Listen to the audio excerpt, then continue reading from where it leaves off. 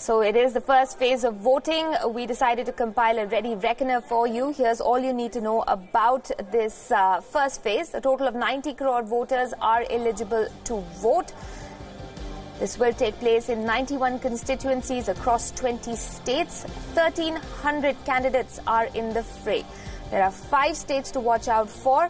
These are the battleground states that will play a major role in the government formation.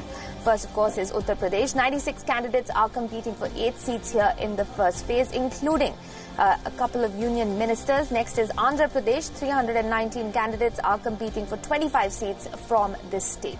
Third is Telangana. The fate of 443 candidates will be decided as well. They're fighting for 17 seats. Now, number 4 is Bihar. 44 candidates are competing for 4 seats from the state of Bihar. And right at the end, we have Uttarakhand. 52 candidates are on the ballot for the 5 seats here. But there are a couple of big faces in the fray today. Here are some of the high-profile candidates contesting in the first phase. First, we have the Union Minister, General V.K. Singh. He is aiming for re-election from the constituency of Ghaziabad. Next, we have Satyapal Singh, another union minister. He's seeking re-election from the Jat-dominated Bagpat. Dr. Mahesh Sharma, the present Minister of State for Culture, is also fighting to keep his seat from Gautam Budh Nagar. On to the Congress now, where the former Chief Minister Harish Rawat is contesting from Nainital. The seat has been a traditional bastion for the Congress party. Another union minister in the fray is Kiren Rijiju. He'll be on the ballot as well. He's, of course, contesting from Arunachal Pradesh West. Now, in the state for Bihar, former Chief Minister Jitan Ram Manjhi is contesting from Gaya and Chirag Paswan from Jamul. 5 years ago, he had won his first election from there itself. The Union Minister for Infrastructure, Nitin Gadkari, is going to be trying to retain his home turf of Nagpur.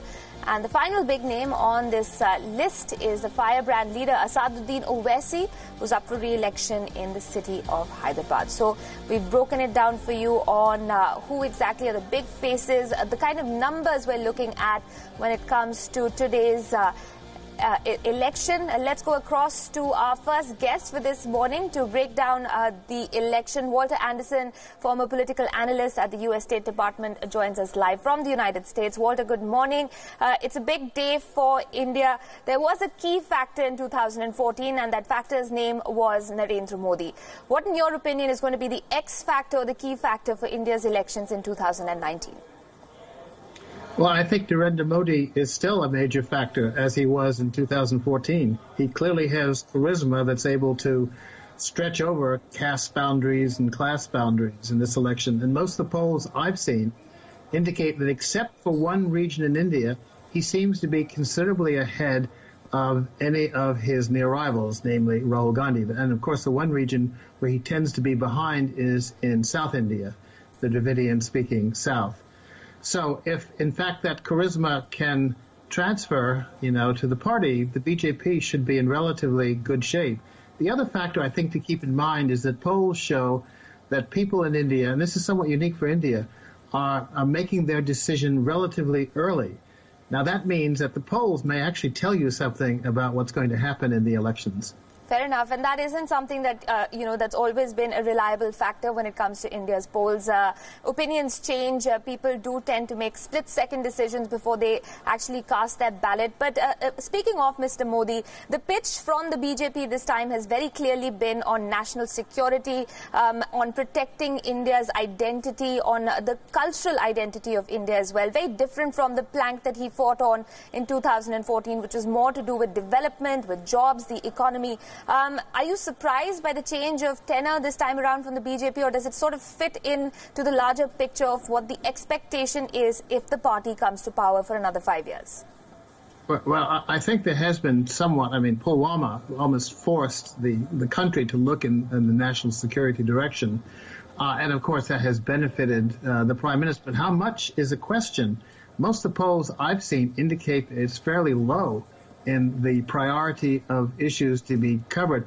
But what it does do for the Prime Minister is that and the retaliation strikes, gives him, the aura of decisive leadership. And I think Indians like a leader who is decisive, and he has shown that he is just that.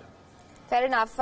Indeed. And there is no doubt about the fact that when it comes to the BJP, there's very clear vision on who is leading the party and who is the prime ministerial candidate, not something that, the opposition can boast of. How exactly is the Indian election garnering attention in the United States? Has it captured the attention of the average American, or not so much just yet? No, it has, it's been in the major newspapers. For example, the Washington Post has run articles, including some articles by, India experts in the United States, and the New York Times and the New Yorker, and New York Review of Books, and others, and some local newspapers. But the interesting thing for me, more interesting than that, is that the Indian American press has been covering this very closely. Now, why that's interesting is because Indian Americans in 2014, and it looks like in 2019, are volunteering to help one or the other party, mainly the BJP. And that was also true in 2014, when thousands of people, came from the U.S., went from the U.S. to India, and a lot of the IT types were Indian Americans. I can think of one name in particular who stands out, and that's the head of the foreign cell of the BJP, Mr. Chaitawala, Vijay Chaitawala. He was a chemist in the U.S., went back, he and his family, plunged themselves into the activities of the BJP. And there are some other people who are in the kind of family connections are doing the same thing. So what you have is the Indian American community is a very high interest in what's happening in the homeland. All right. And do you think that, too, has a Modi factor as, a very key component of why Indians abroad are very interested in the politics back home and the course, perhaps, that the country is going to take under the current leadership, or perhaps a new one? No, I think that, the Prime Minister has charisma among the foreign community. In fact, maybe even more so. And there's a kind of nationalism that is being expressed by the community when they look at India. And there's also a pride in that India seems to be doing better on the international scene than before. People are paying attention, and particularly in the U.S., where there is a sense that India should be something of a strategic partner of the U.S., and that is all looked at, generally with support by the Indian American community. Okay, last question to you. You brought up the India-U.S. relationship. Well, on the looks of it, it's an interesting one between President Trump and Prime Minister Modi. But there have, of course, been concerns over trade between the two countries. How exactly do you think that relationship between the two countries and the two individuals might change or might prosper further if, let's say, Prime Minister Modi does indeed come back for a second term? I think the two men, Trump and Modi, get along, and the time that the Prime Minister was here the last time, there seemed to be a cordial relationship with Mr. Trump.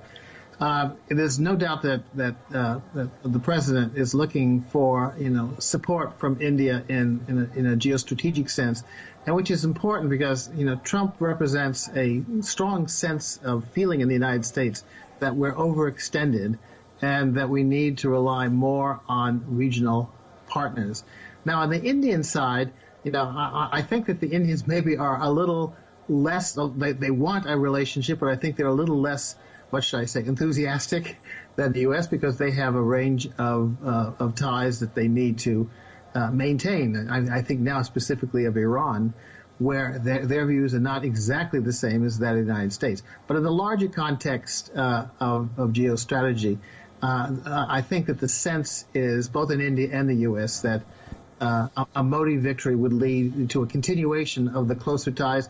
In fact, I have a suspicion that may even be the case if the Congress were to win, but certainly if Modi were to win. All right, Walter Anderson, thanks very much for joining us this morning and sharing your perspective with us on our huge election, which is already underway, as we were mentioning for our viewers joining us this morning. Phase 1 is well and truly in action. Nishtita Virendra, our correspondent, joining us from Hyderabad for more on the story as well. Nishtita, what's the word on the street? Have you spoken to any voters? What are the key issues for them as they cast their ballot?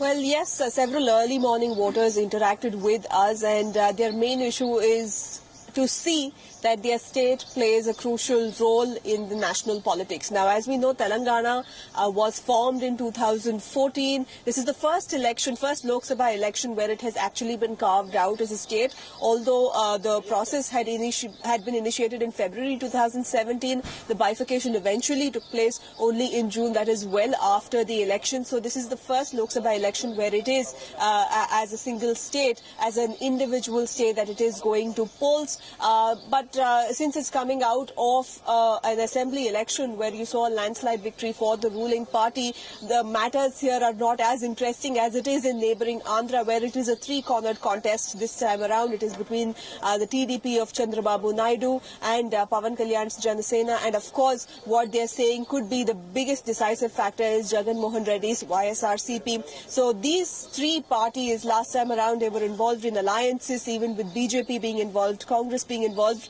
but this time around they have gone as individual players. Same is the case with Telangana. TRS has not aligned with any of the blocs except for frequent talks about what he termed as the federal front, the third front. So what makes Telangana as well as Andhra crucial is the fact that neither of them have aligned with any of the national parties. They are playing the wait and watch game to see what happens on the 23rd of May, whereas in Telangana you have the TRS that is hugely popular at the moment, but in Andhra we know the TDP has been facing anti-incumbency, and it was only recently when Chandrababu Naidu broke away from the NDA over the issue of special category status. Also, what's crucial for Andhra is that they are simultaneously going into their assembly elections as well, unlike K. Chandrasekhar Rao, who called in for early polls in December 2018. Andhra is witnessing both Lok Sabha and assembly elections simultaneously. All right, Nishtha, thanks for breaking that down for us. We'll, of course, reach out to you for more updates through the day. But for now, bye-bye. And let's also wrap up this segment of our special India Votes. Remember, we're going to be bringing you updates from India's massive democratic exercise throughout the day. Today, it is the first day of polling. But for now, it's goodbye from me. It's back to you, Sally.